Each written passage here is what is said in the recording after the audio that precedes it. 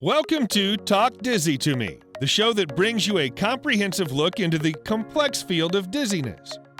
Now here are your hosts, vestibular physical therapist Dr. Abby Ross and Dr. Danielle Tolman. Welcome back to Talk Dizzy to Me. My name is Dr. Abby Ross. I'm a vestibular physical therapist and neuroclinical specialist, joined as always by Dr. Danielle Tolman. She's also a vestibular physical therapist. And we are coming off of quite the high. We went to Minnesota for the Academy of Neurologic Physical Therapy's International Conference for Vestibular Rehab. That is a mouthful. I like to use the abbreviation, the ANPT's ICVR. And we decided after the show after the conference that it would be really cool to have someone who actually planned the event, knows all the ins and outs of the event, and also knows the ins and outs of the ANPT, the Academy of Neurologic Physical Therapy, to come on our show and share some really cool information with our listeners, including some clinical pearls of what we learned from the conference. So today we have Rachel Wellons on the show. Welcome, Rachel. Hi, nice to be here. Thanks for having me. I have to say, this was like the Super Bowl of vestibular therapy and something that I was so looking forward to. I'm pretty sure I emailed you the day that you opened registration for the conference because I was so worried about getting registered and getting in. I know the first year that you guys held the conference back in 2019, I think, there was such an overwhelming response that people, it was overbooked. You guys had so many people show up that it was crazy. We did, yeah. And this year, our numbers were a little bit under. It was actually 2018 was the first conference. And we had a total of about 550 people, which I think last time was about 700. But given that we had COVID and so many challenges, we were super happy with the turnout and people from over 20 different countries, which I think, made us truly the international conference. I did not realize that. 20 different countries. Can you name a few of them?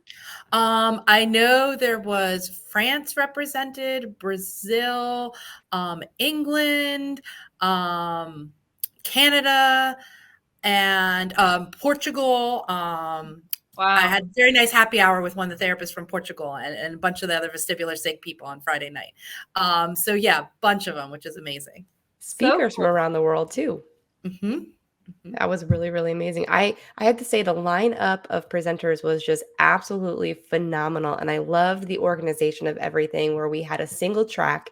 We didn't have to pick and choose which presentations to go to. We got the whole lot of everything and got to hear every single person speak, which was just great. And then also having Dr. Sue Whitney keep everybody on task and everybody on time was phenomenal as well. That was so cool. Yeah, I'm glad you guys really like that format. Personally, I really like that it was like a half an hour. So it kept it, even though, we're in conference for a while, obviously we're all interested and engaged in the topic, but those days can certainly drag on. But having it be like a half an hour kept it really refreshing too. Yeah, I agree.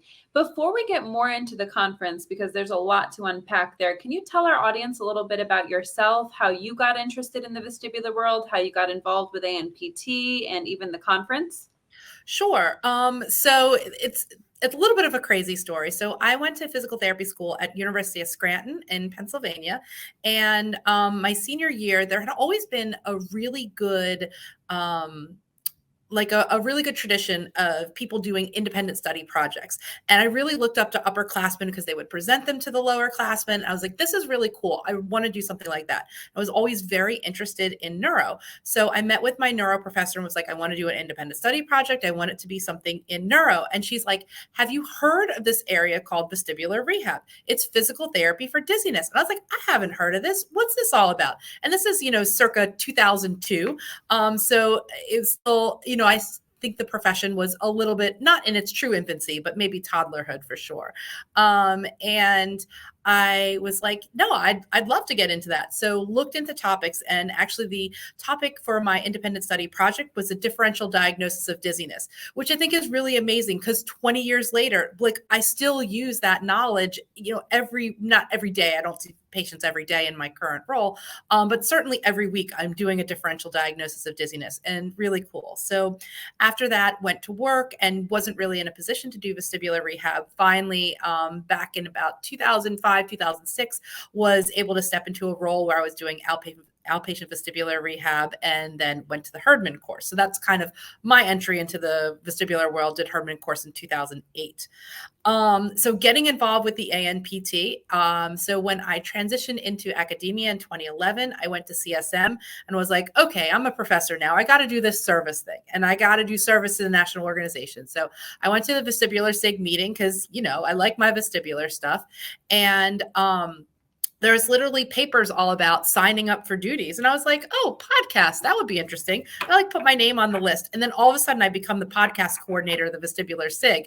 And so, that's literally how these things happen. And I guess my other side corollary to people who are intimidated in getting involved in the ANPT, it's so easy to get involved with the SIGs and get involved in a small role. And then from that, you can transition to bigger roles. So I did podcasts for a while, moved on to online education, and then really wanted to run for a more formal post. And so that's when I ran for chair-elect and have been chair-elect since 2019.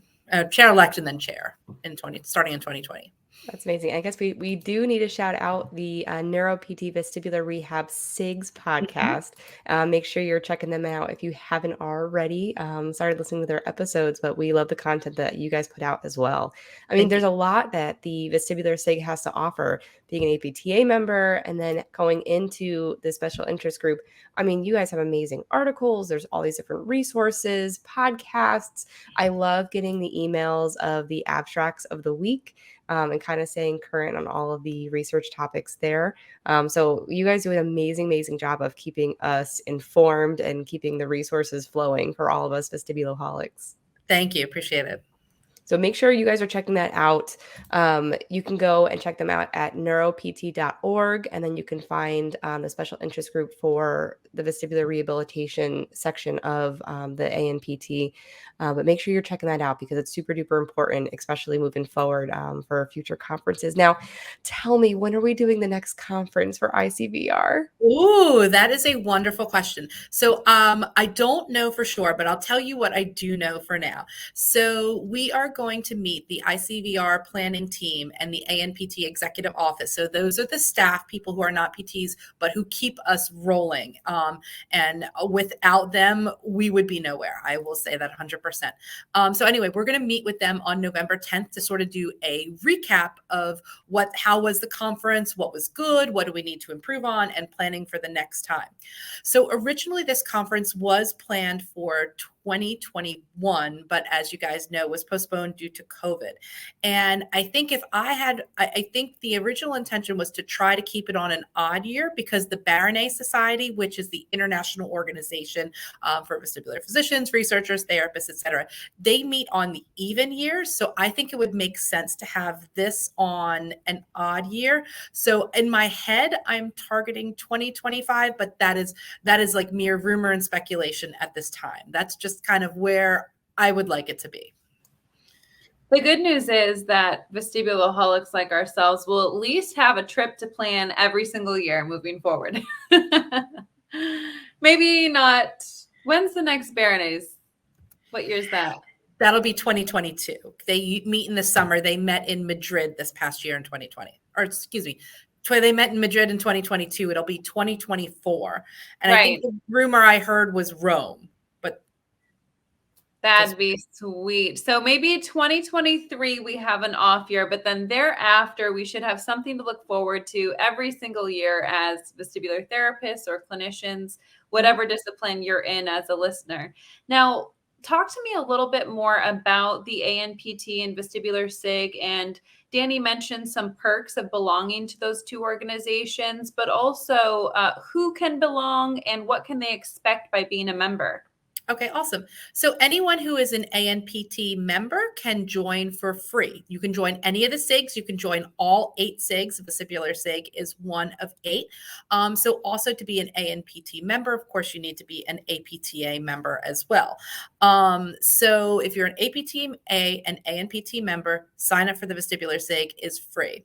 So other than some of the things that you guys have already mentioned about the benefits, one of the biggest benefits, I think, is that if you are a member, you can be listed in the vestibular map of providers. So if you are unfamiliar with this resource, it's right on our website. It's a map of the United States. So if someone says, oh, I'm looking for a vestibular provider in Wyoming, boom, you can click on Wyoming and find someone there. So that is a great way to get patients and to kind of put yourself out there for sure. And that is only available to members.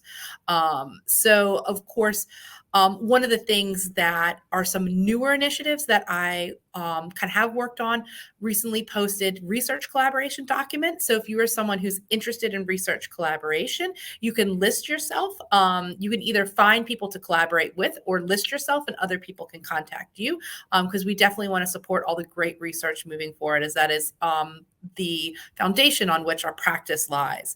And some of the things I'm going to be working on kind of in the future, I feel like the Vestibular SIG does a really great job of getting information out, right? We have our newsletters, we have our podcasts, we have abstract of the week, social media, et cetera, et cetera. But what I really want it to be is a center where members can converse. So I'm looking to have some, especially now since pandemic, we're all used to using Zoom. I really want to have, a semi-regular Zoom session where people can come and bring that challenging case, network with members, talk through the things you're struggling with in the clinic and approaches. Because very often, as you guys know, vestibular therapists, they're like the only vestibular person in their clinic. And where do they go if they have questions, right? So we want the Vestibular SIG to kind of be that home for so many people. Absolutely. It's so important to have that other person to bounce ideas off of, or hard cases off of. A lot of people have mentors, but some don't. Like, some are that one person that they were designated as a vestibular therapist for their clinic, and they get sent off to these classes, but they have no one to kind of converse with. And having that space is super, super important, especially as you develop like across your career. So having that home, that community, that base is really important and really, really great to have. Yeah.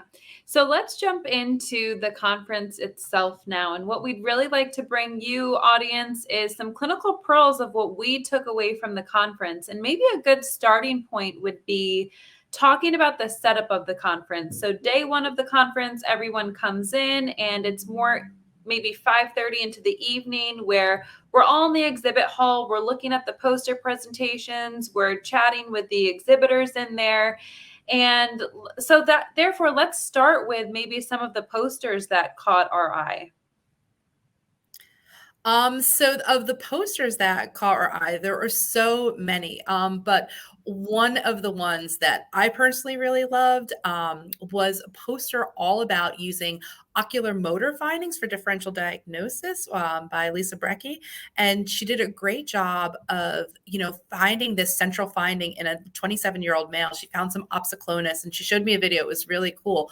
And, working with physicians being like, wait, there was no central diagnosis, and what are we going to do? And there was a little bit of a story, which she could give you more details, but the patient ended up being diagnosed with paraneoplastic syndrome. And it was the first time the patient had testicular cancer. And I was like, wow. I mean, that just spoke really strongly. Like, we don't fully appreciate the role of differential diagnosis in physics. I mean, we do appreciate it, but we are so good at it and catching so many of these things. It always surprises me, and it really shouldn't, the intelligence of physical therapists out there and the things that we're able to catch. Wow. Yeah, that is quite moving. And it does reiterate the importance of differential diagnosis and paying attention to the little things. If something seems off, or maybe there's a couple signs that you're seeing, to really get another discipline involved when you need to. One of the ones that stuck out to me, and I am blanking on the gentleman's name that I had such a long conversation with. Danny, you were there too, but it was a poster about expectations of therapists leaving school and entering the workforce in terms of vestibular. And it was really cool to look at the different graphs they had on their poster to see what exactly is expected. Are students expected to come out of school and be able to treat a patient with vestibular dysfunction? Or is it something that we expect them to not know much about and they learn it? In my case, I really didn't know much about vestibular at all. And everything that I was taught was when I actually got to a clinic that was seeing patients with vestibular dysfunction. And it wasn't until then that I really even thought about the vestibular system. Truly, I could have been doing balance exercises and, gait activities and all that, but I wasn't really thinking vestibular until I got into a just vestibular clinic. So, Danny, do you remember that poster? I absolutely do. I had my wheels turning because this is actually something my husband and I talk about frequently. He's a professor at a university here down in Georgia, and he is in higher education and does a lot of research in his field. And we were talking about the expectations of students coming out of PT school and what their knowledge is on the vestibular level. And one thing that kind of stuck out to me was that depending on where you go is going to depend on what you're exposed to. Where I went to Misericordia University, not too far from Scranton, but we had the treat of having Jeff Walter teach a whole weekend course and kind of expose us to that. People who go to Duke are going to have more of an exposure because of Dr. Rick Clandaniel. And other vestibular programs are popping up more and more in some of these universities, and some aren't. So it's interesting to see what students are coming out with. But I think the other topic that he touched on that poster was what the students' perception was on their knowledge of vestibular therapy and how they felt their level of competence rated when they came out of school and moving into the clinic. So that was actually really interesting and something I'd like to look more into as potentially a research collaborator, or maybe helping out looking into something similar, because it's just really been interesting to me. If everyone's had the opportunity to be exposed to as much vestibular rehab as a student, if maybe they would go into that direction a little bit more and having that. There was another poster that really caught my eye, and this was I think Dr. Merfeld and Andrew Wagner. They were looking at the otolith canal function with tilting. I know that they worked with all healthy individuals, but I thought that was a really, really interesting poster and kind of opened our eyes into some potential things that we need to look into for the rehab aspect of working on those. Now, all of us don't have one of those crazy chairs that move in all 6 planes, but it'll be interesting to see what their work does moving forward, because it sounds like they've got some more things in the works as to what exercising those otoliths would really do for our vestibular rehab.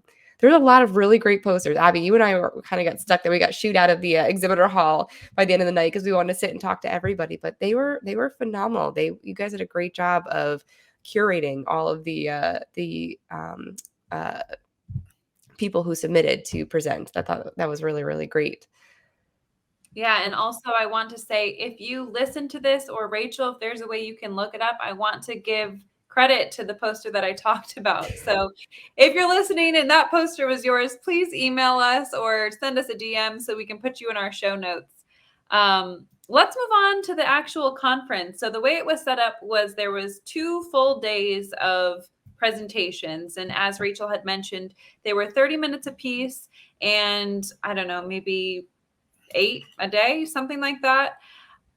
More than, yeah. I think there were more. I think there were a total of 23 speakers. So it was probably like 12 on the first day and 11 on the second, or something along those lines. Okay, yeah. So a lot. So the one thing I will say, I agree with you. The 30 minutes was great because you got to hear from so many different speakers and it really kept your attention going.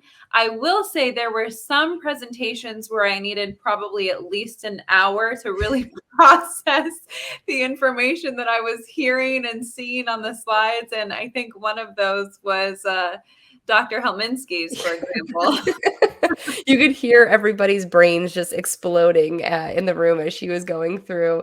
It was just absolutely phenomenal to listen to her talk and work through her atypical BPV.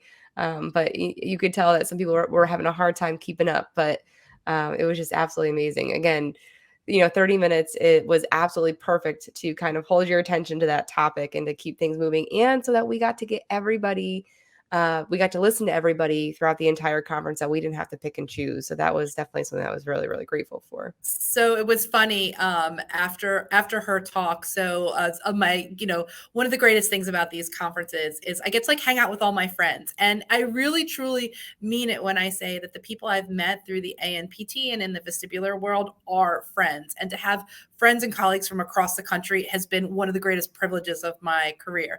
But some of my friends, some of my really good friends, friends locally, Sarah McDowell and Sydney Dewey. I do research with them, and they're at Our Lady of the Lake Hearing and Balance Center. But Sarah was like, okay, I think we need to do a BPPV retreat, and I'm going to bring my Vestibular First like headset. And she's like, we just need to spend like a few hours. She's like, we'll go to my parents' shore house or beach house. Yeah, there's my jersey coming out. She says, we'll go to the house in Gulf Shores, and we will like talk through this, and we're going to figure all this out and all these different maneuvers and the jams and everything like that. And we're going to all come away. And it was so funny, but it's so true that I would hope that would happen. I love that. That's awesome. That might be another vacation to add to our agendas, right? That sounds great. So let's talk about, I just want to give our audience an overview of the topics. I believe there were 8 topics. Maybe that's where I got the number 8 from, but I'm going to read through these topics and then we can kind of dive into whichever ones we want to, anything that stuck out to us from the conference to share. So we went from vestibular perception and cognition to cervical spine. We had BPPV, central vestibular disorders, concussion, motor learning in the vestibular system, remote monitoring, and children with vestibular disorders. And then we wrapped up the conference with vestibular implants. I'll start by saying that I truly loved the cervical spine aspect of it. Some of the topics that were covered in that, it made me feel really good about what I was seeing in the clinic with a lot of patients that had suboccipital tightness and the kind of that layer of tension headache. But it also gave me some tools that I could bring back to the clinic, by Tuesday, the day we got back from our conference, performing ocular motor testing with having the patient in neck torsion, right? And finding different ways to figure out if it's more cervicogenic or if it's more vestibular. And I thought that was truly eye-opening, and I greatly, greatly appreciated what they had to present on that, just because it is kind of a little bit of a talked about subject as far as, some people believe in it, some people don't. But I think that, having all the information out there is really, really helpful. So that was really, really great. And that was Dr. Treleaven, I believe. Treleaven, yep. Yes, from Australia. So what I thought was really cool about that, and I have to say, so my background is way more so heavy in neuro and not so much in musculoskeletal. I didn't have a great musculoskeletal clinical, and I've just really shied away from it. And one of the great things about being in my academic position is my students very much inspire me, because my students are so much better well-rounded than I am. So if they've definitely pushed me out of my comfort zone. And so, I ignored the C-spine, I think, a lot in the past, because I was like, I'm neuro. I have vestibular. I don't need to know that. And now really understanding and appreciating the role. And I think that just goes to say, like, okay, just because you have neuro or you have a neuro background, it doesn't excuse you being uncomfortable. And, this is definitely something where I'm still doing education and having to bring myself up to speed, because practice has changed so much since I graduated PT school in 2003 in this area. And like I said, not super comfortable to begin with, but so important. So important. And I loved, there was a slide that she had that spoke about focusing on the entire elephant. Look at the whole elephant. So look at the whole patient, right? When we hear certain things from our patients, we might narrow in on one specific diagnosis or think about one specific intervention that we want to include. But when we think of the role of the neck in dizziness, not necessarily if it's just cervicogenic, that buzzword, but what role is the neck playing in our patient's life? And maybe they have BPPV, but the neck is also playing some type of role in their symptoms. And another one of the takeaways from her program, which I think we hear often, but it was nice that she reiterated it, was that when you're listening to a patient's history, oftentimes patients that do have neck involvement tend to have more vague symptoms. They might say that they're lightheaded or they just feel kind of funny, something more vague, versus they're probably not telling you they have room spinning vertigo. That's not what's going to clue you into the neck. It's more the ambiguous symptoms that they report. Let's see. Moving on. Who else? We talked about Dr. Hilminski and her mind-blowing atypical BPPV discussion, which was absolutely amazing. Um, let's see. Speaking Well, about, while we're on BPPV, yeah. we can't not talk about Dr. Zuma, right? Oh my gosh. I think he stole the heart of every single person in the company. Not only is he, of course, incredibly, intelligent and a wonderful physician, but just a wonderful human being all the way around.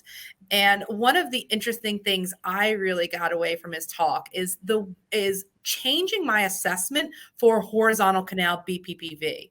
And I've never had someone explain that so well, because especially like when I teach my students about horizontal canal, horizontal canal, of course, is really challenging. And the idea with lateralization being so challenging. So I would always do like, okay, I'll do, typically first, of course, do my Hallpike Dix to look for posterior canal. And then if that's negative, I just go right into my roll test. And I feel like that's pretty much what a lot of us do. And then, okay, if roll test is positive, then I'll use bow and lean to help lateralize.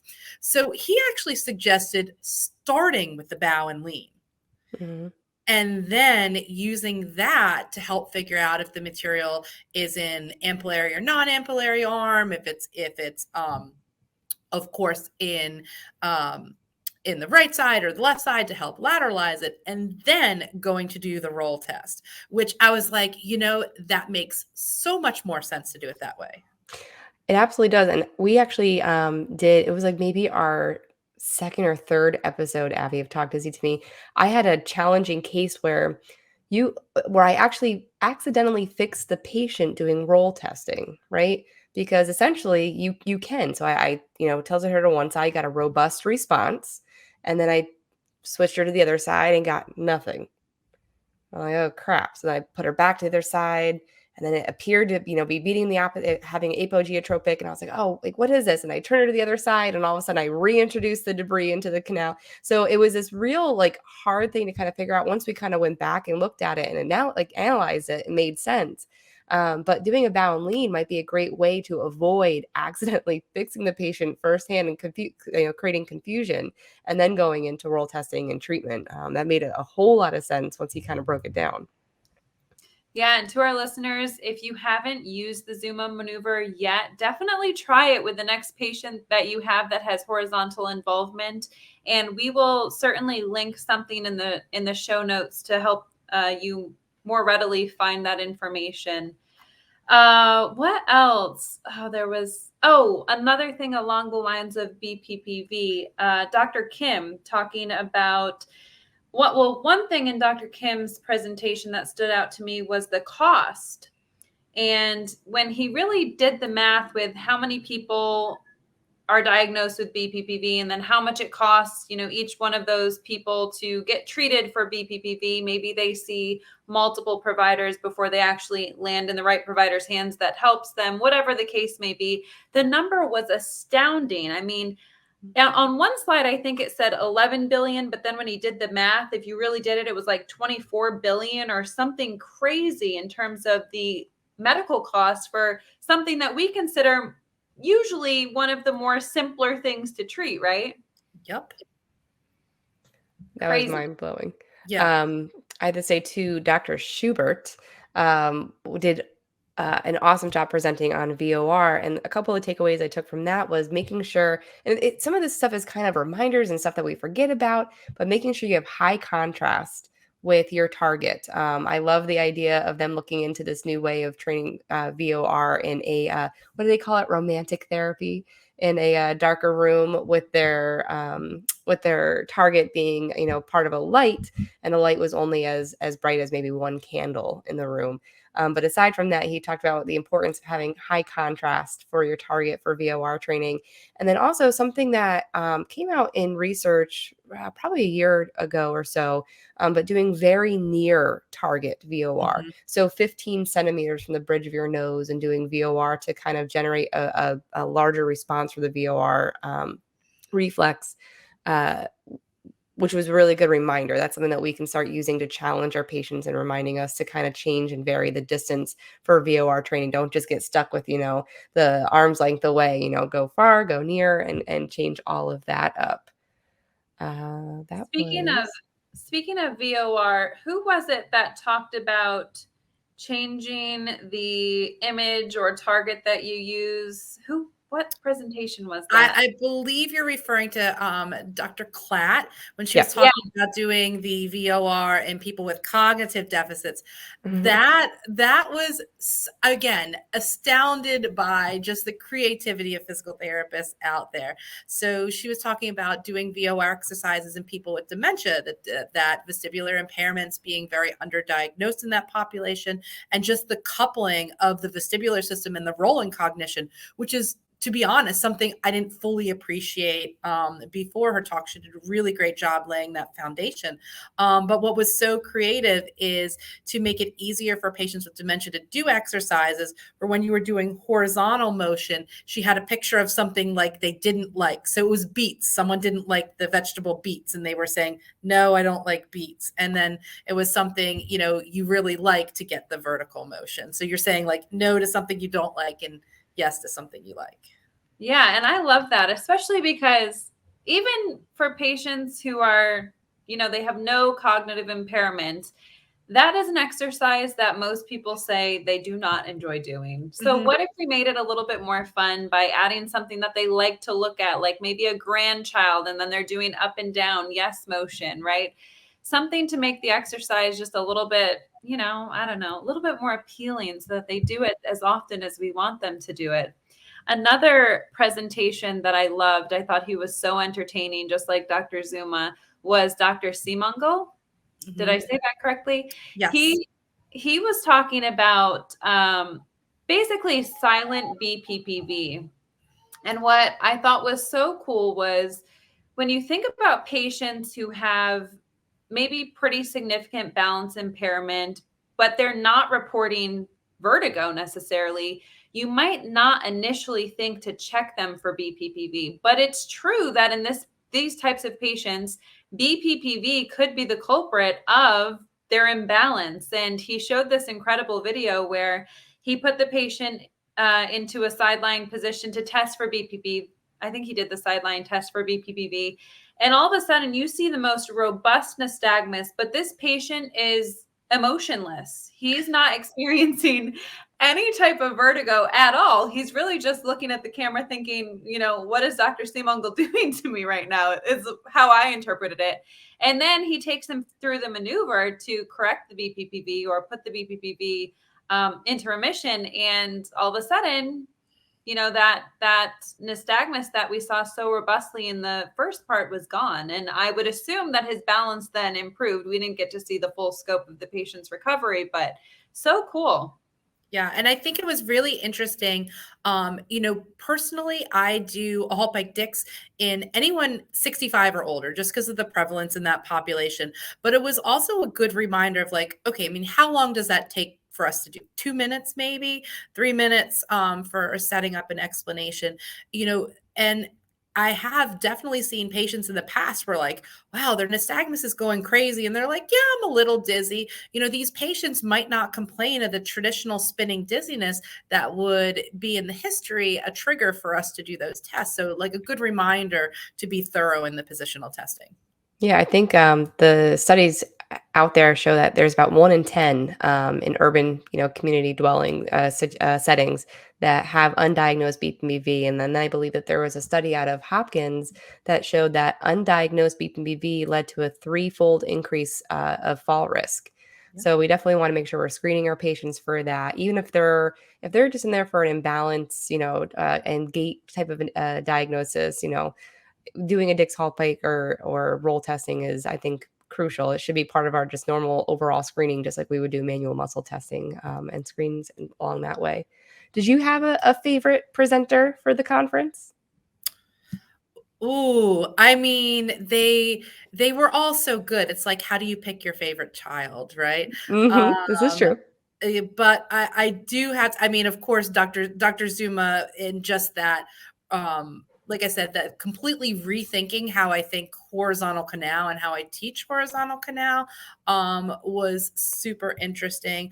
And actually, I really, really like Dr. Della Santina on the vestibular implants because, as a therapist, this is obviously something, we're not going to be involved in surgery or anything like that. But I love the idea of, it's like you can augment the afferent that the patient is missing, and just all the doors that opens up to me as a therapist, and of course opens up to the patient's functionality. And what I really liked from him, and appreciating, from the view from a physician, where he suggested that the physical therapist be the one to program these implants, just like audiologists are programming cochlear implants. And at first I was like, oh, I don't know, that sounds really complicated. And then I was like, that's really, really cool. And yeah, who better to do it than us? Like, looking at their gait, looking at their balance, looking at their VOR response, and then we can, make these tweaks and work with the patient to figure out what's best. And I thought that was, obviously, he has a lot of respect for physical therapists if he's suggesting that. I have to say that was the one talk that we had to miss because we had to catch our flight. I was so sad because I had heard Dr. Della Santina talk at Mount Sinai. There was an international conference for contributions for vestibular health, I think it was. And they were just talking about, at that point, they implanted on 8 different patients. And he showed what the implant did and how the little gyroscope worked along with eye movements. And the videos were just amazing. And I was so looking forward to hearing him talk. But Dr. Kingma, leading up into Dr. Della Santina's talk, he was also a very engaging, fantastic presenter. And I loved hearing about the initial trials with the vestibular implant and how that's been helping people with bilateral loss. Because when you think about it, people that have bilateral loss due to ototoxicity or other reasons, I mean, it is a game changer. That is a huge hit to quality of life. And now to have this potentially vestibular implant be something to give them back that quality of life is just so exciting. It's amazing where we're going in our field. Yeah, it really is. I had a patient once who she actually had all 3 of her afferents impaired. It's the only patient I've ever had who's had dings in all 3. Oh. She has, I'm in New Orleans. So in South Louisiana, there's a prevalence of a syndrome called Usher syndrome. So for maybe your listeners who aren't familiar, it's a genetic condition and causes loss of hearing, loss of vestibular system, and loss of vision as well. And there are lots of different subtypes, but so hers started to impact her when she was, I believe, in her 50s, like late 50s. So when she was my patient, she was in her early 70s. But on top of that, she also had some kind of like a Guillain-Barré type syndrome, to where she lost, that caused her to lose both, she had some peripheral weakness and sensory issues. So we're dealing with loss of all 3. So again, for this patient, what a great avenue moving forward to have something to augment, because she's got nothing to lean on. Wow. What you just said reminded me of something, or a couple sentences leading up to this, was Dr. Cushing's presentation too. I thought just like that, hearing about that patient is inspirational and what a vestibular implant could do for her. But also Dr. Cushing's talk, I thought, was so inspiring. She was so passionate, and I could just feel the compassion that she has for her patients. She talked a lot about children and how hearing loss in children can impact their ability to function and balance. And she played some really cool videos where you see kids, with hearing loss versus with some help in their hearing, and how their function improves. I think Danny's muted. Sorry. That was really interesting, especially when she showed kids with just unilateral hearing loss versus having their hearing mitigated on both sides. So, the pediatric side of things is never anything that I've been super comfortable with, just because we don't see it as often. But it's a really, really interesting field that I think that we need to start diving more into, Abby, so that we're better informed, because it was really interesting. That was really cool to see. Yeah, I love the videos of the conference. There were so many great videos in all the presentations. Yes. A video, if a picture is worth 1,000 words, a video is worth 1,000,000. Yeah, agreed.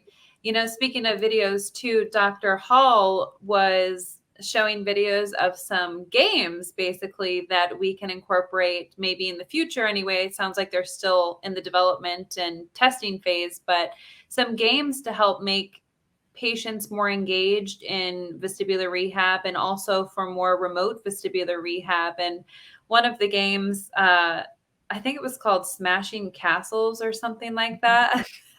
That was my favorite one, but it was cool because you're accomplishing something in the game, but you're also accomplishing something from a vestibular rehab standpoint. Well, how many times do we hear that the exercises are boring?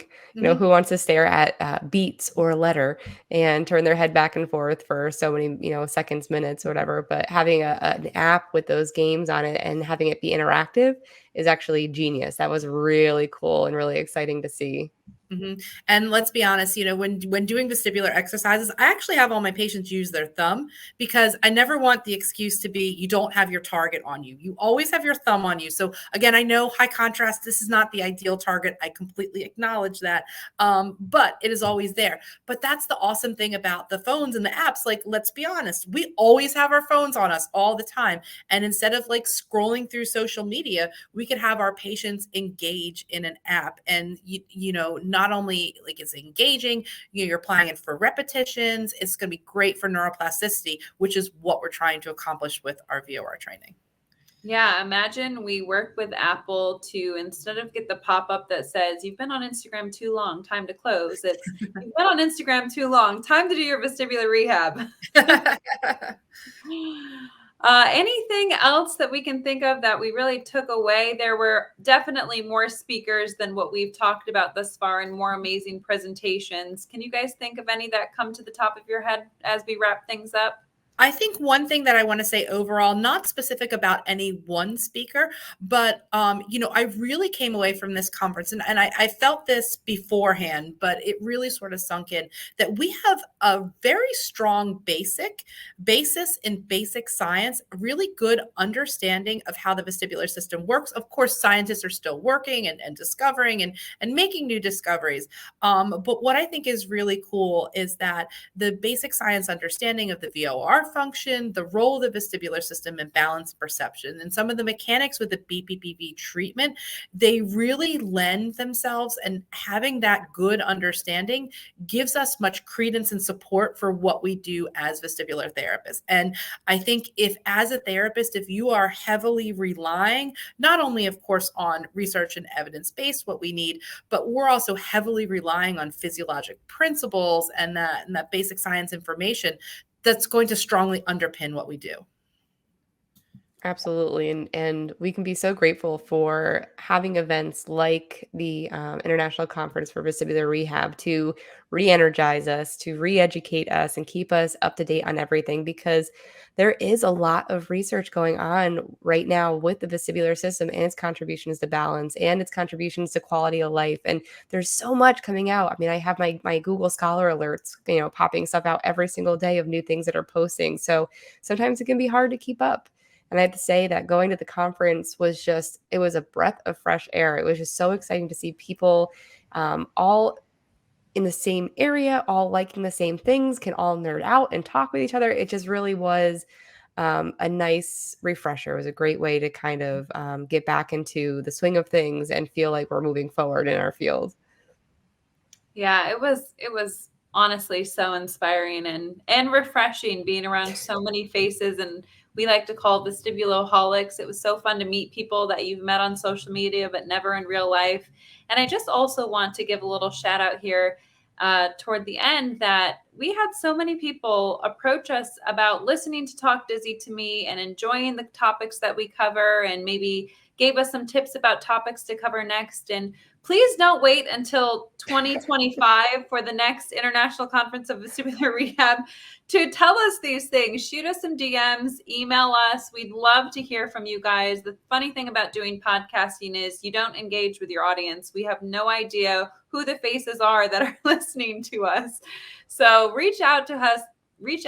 We'd love to hear from you and collaborate with you. And Rachel, we thank you so much for the work you and your team put into the ANPT, the Vestibular SIG, and this conference in particular. We also thank you so much for joining us on the show. You're very welcome. And I just want to say the ANPT, the Vestibular SIG, and the conference would be nothing without its members and the people who come and engage. So happy to have so many enthusiastic therapists involved. Well, thank you. Thank you. And we'll be sure to put everything in the show notes that we talked about today as far as where you can find ANPT, where you can find the Vestibular SIG, how to become a member. Check the show notes for all those links. And if you're not a member, you should sign up today. So thank you again. We'll talk to you guys soon.